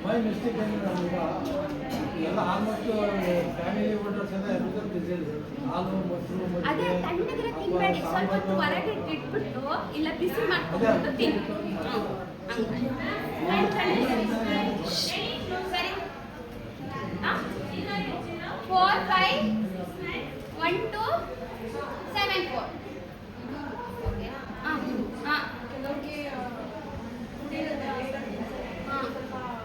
2 ತಾಸು ಆದ್ಮೇಲೆ ಮಲ್ಕೋಬೇಕು. ಯಾವತ್ತಾರ ತಿನ್ನಿ, 2 ತಾಸು ಆದ್ಮೇಲೆ ಮಲ್ಕೋಬೇಕು. ನಾನು ಹೇಳಿದ್ದಲ್ವಾ, ಜೀರ್ಣ ಆಗೋದಕ್ಕೆ ಅಷ್ಟು ಟೈಮ್ ಬೇಕು. ಬಟ್ ನಾನು ಬೆಟರ್ ಟೈಮಿಂಗ್ ಅಂದರೆ 8 ಗಂಟೆ ಊಟ ಮಾಡ್ಕೊಂಡು 10 ಗಂಟೆ ಮಲ್ಕೊಳ್ಳೋದು ಬೆಟರ್ ಎಲ್ರಿಗೂ. ಸಾಕು. ಓಕೆನಾ? ಸರಿನಾ? ಓಕೆ. ಎಲ್ರಿಗೂ ಥ್ಯಾಂಕ್ ಯು, ಧನ್ಯವಾದಗಳು.